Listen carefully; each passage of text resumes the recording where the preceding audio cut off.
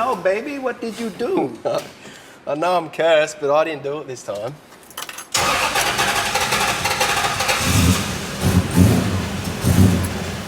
You can't break a 1 user, it's impossible. It's been sitting at the panel beaters for like 6 months and... Actually, it does sound exactly the same as the Volvo when it sat for 3 months not running. Stuck open valve. Yeah. And or a melted piston from... Yeah, could be that. Yeah. It actually sounds kind of tough though. Sounds like it's a 6-cylinder 1UZ. It's got that old Fairlane shake to it. Yeah, and about the same amount of power as a 302 Windsor. Alright, can you guide me on? I Yeah. can't see anything.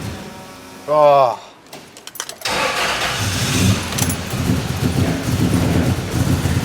Swing it.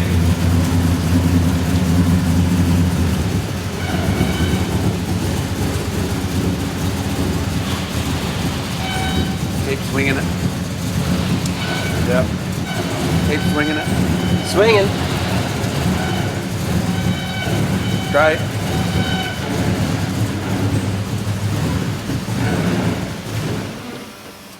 Won't get it too hot because I've got to pull it apart now.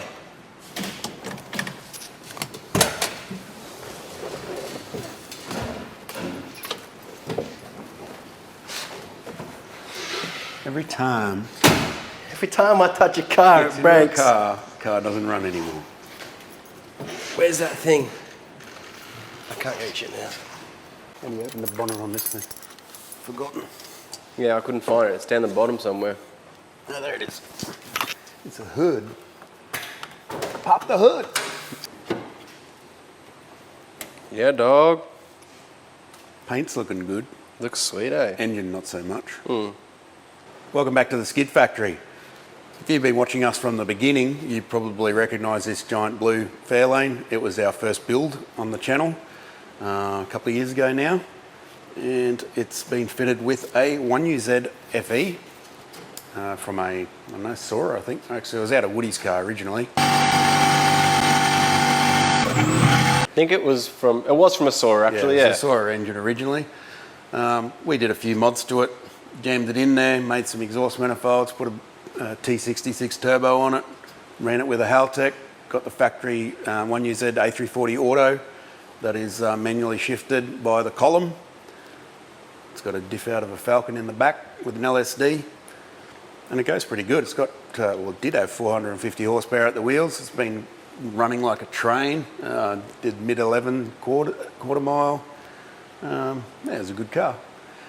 It's been sitting at the panel beaters for a few months though. Been down at Chris at We Spray Paint in Cloundra. He's been fixing up all the years of panel things that weren't very good. Wasn't there like 20 mil of bog on one of the guards or something? I'm sure it's got some stories to tell, but anyway, while it was sitting down there, not running, it's now running like this, which is very familiar to us because we've just fixed the Volvo with the 1UZ in it. Very similar setup to this, and it actually did exactly the same thing from sitting for months. And when we pulled the engine down, we found that it had a valve stuck open. So just from corrosion, dryness, probably from running E85, sat with one valve open for ages, and when the engine was cranked over to start the engine again, the valve just stayed there, and they're non-interference design, so it actually will just turn over with one valve hanging out. However, it doesn't really, it's not very conducive to smooth running, so we kind of talked about what we're going to do to fix it, and Mark's been thinking about building an engine for it for quite a while. He's a bit of a power junkie, so he got used to it pretty quick. So instead of messing around with this, we actually got the engine out of that was in the Volvo and pulled it down and collected parts off various people, ready to do a bit of an upgrade. The scope of it is we want it to sound like a V8 for a start, so we've got some really big Kelford cams. They said, what sort of cams do you want? And we said the biggest ones, so it sounds like a cranky old 351 or whatever. We've got forged pistons, rods, a new turbo that's not a $400 eBay turbo, a new wastegate that's not a $200 eBay wastegate. $200 being generous for that wastegate, I think. Yeah, probably. Got some fresh injectors from Golebys, 1000cc to replace the Subaru ones that we're running in it now, which are completely out of flow. I think that's about all we need. We've had it machined, we've had heads done, some bit of surgery to the heads to get those big cams in, and it's all ready to put together, which we're going to get to very shortly.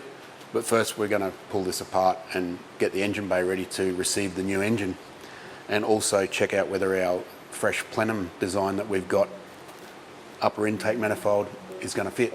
So I think we should start with pulling that off and seeing if the bonnet shuts. We know it's going to fit the engine, we just don't know whether it's going to fit the bonnet. So let's do that. Let's get stuck into it, Woody.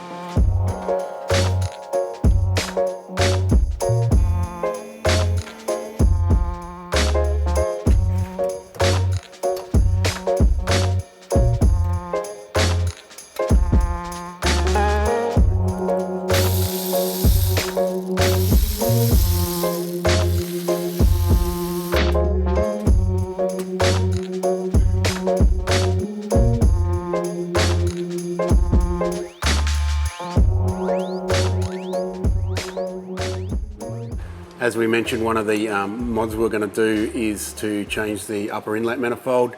In the past I've made inlet manifolds for 1UZs with big turbos on them, and it has made a considerable difference to the power output. They're quite difficult to make from the head flange up though, just because of the way the heads work. They're kind of weird. The bolts go in different angles to the actual face of the head and that sort of thing. So what we tried to do here is start from leave the lower manifold there and replace the top half. Mark actually bought this and another base piece off eBay, and it was made out of billet, but it was pretty square because obviously just a 3-axis machine or something, it wasn't real pretty. So I gave it to Danny and he sort of looked over it and added smoothness and made it out of made a casting. He's a pattern maker, so we've got this cast piece. It's the first time we've actually tried it on there. It probably needs a little bit of work yet, but it looks like it'll do the job as far as freeing up the top end. It's allow it to rev out a bit higher. They usually die at 5,500 RPM with a standard manifold on top. So hopefully it'll work, but we won't know until we've finished. Does it need to come up higher than that, or is that going to work?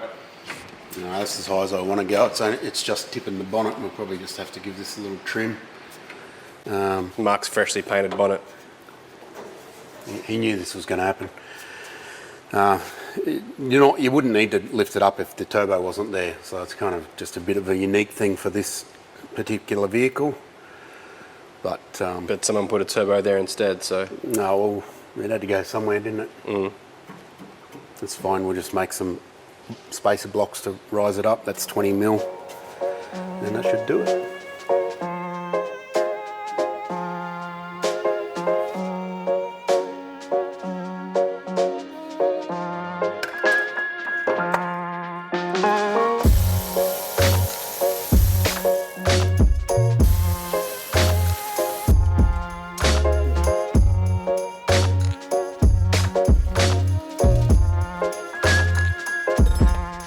The front section of the turbo manifold was designed to be installed and removed as a complete unit.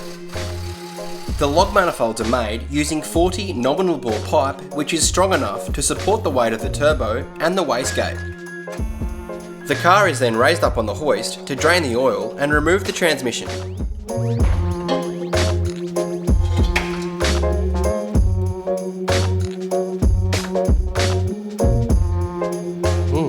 Caramel.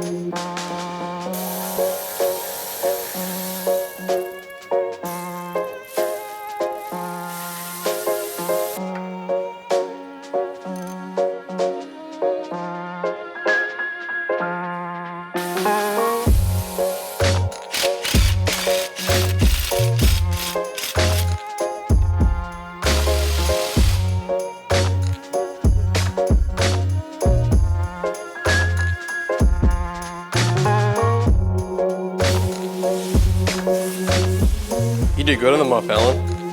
Ah, don't you dare.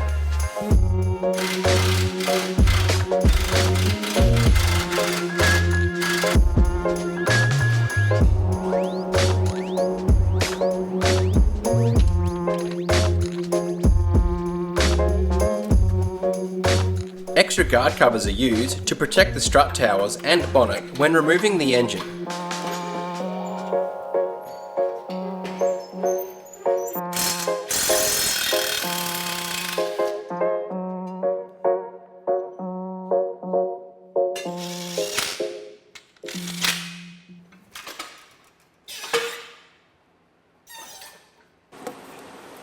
What do you reckon? Some dry looking valves in there. Engine's out, time to pull off valve covers, exhaust manifolds, sump, coolant bridges, all those kind of things, and get it ready to bolt onto the other engine.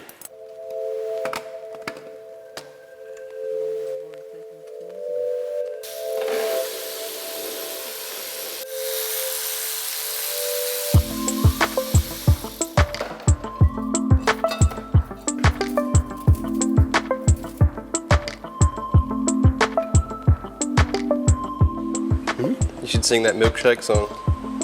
There we go. There's one. Stuck valve? Stuck downwards. Yep.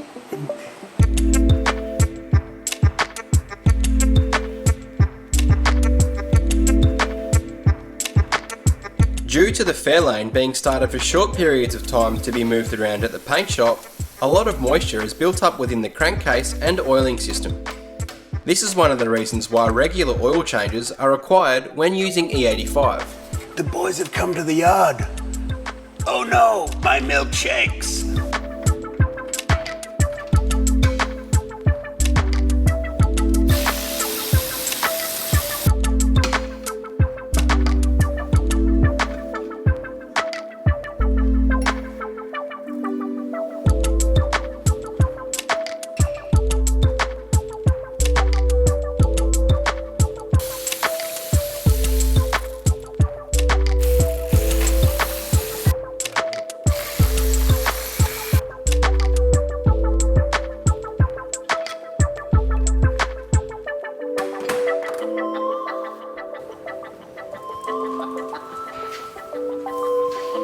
These covers are good, eh? Good from the side. That's the engine torn down, and all these parts are ready to be fitted onto the other engine once we build it. The other engine's got nothing on it, so it needs to get everything off this, plus this is painted and stuff, so it looks cool. Misfire was actually caused from a stuck valve, as we suspected. 2 stuck valves. Well, And yeah. 2 different cylinders, so it was a 6-cylinder. Probably still made 350. Which is exactly what happened to the Volvo's engine, so that's certainly something for the books. It's a new thing. Yeah. I suspect it's definitely got something to do with the 85 and leaving it sit for a while. All the exhaust valves are very, very dry from the E85 burn. As you can see from the milkshake too, that's another... That's also an ethanol thing, but that's probably because it's been sitting for a bloody long time, Yeah. about 9 months, and got started every now and then. So that ethanol milkshake happens because every time you start it up, water is released. So if we had ran it for a while and then drained that, it would have just yeah.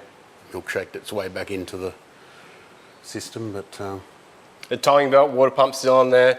Definitely getting a new timing belt for the engine. The water pump, we're not too sure that'll be up to Mark. what his budget's like now. See how he's going. But the good news is this is actually salvageable, so they can rip these heads off, pull those valves out, give them a buff and put them back in.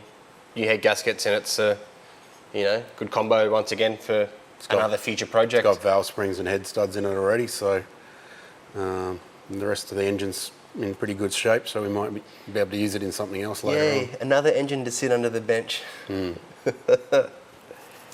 So John's coming over tomorrow with everything for the new engine to be assembled. We'll get that. Do you reckon we'll get that done tomorrow? Yeah.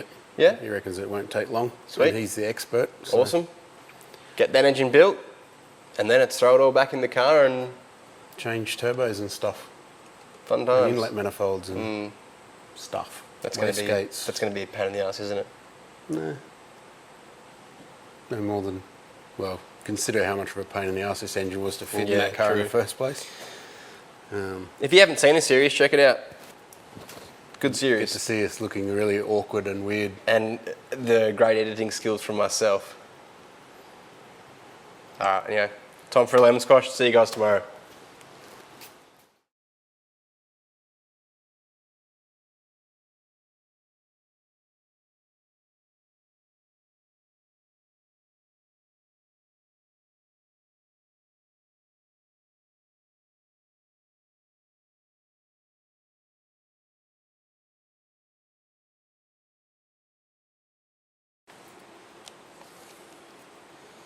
So basically what you're saying is we peer pressured Mark into upgrading his engine and doing a bigger turbo for a fix that, well, I suppose the heads would have had to come off anyway, eh?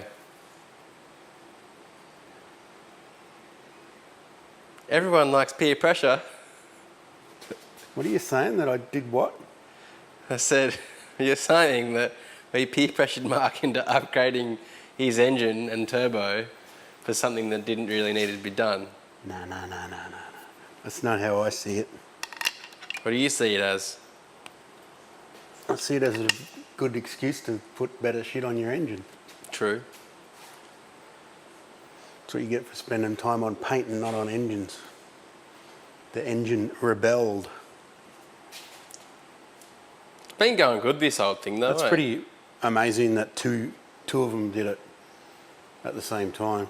Same setup. Might have to put some castor oil in the fuel. Phone's on silent, bruh. That's your rule. Yeah, Is it your phone or mine? Yeah, I think it's mine, yeah. Mine's always on silent. That's why no one ever rings me. Hey? Mine's always on silent. That's why no one ever rings When me. people ring you, you just don't hear it. Yeah, it's the same thing. The worst thing is when I message you and you don't respond, but then you respond in other group chats, so I know you're online. This doesn't sound like me at all. Yeah, it does.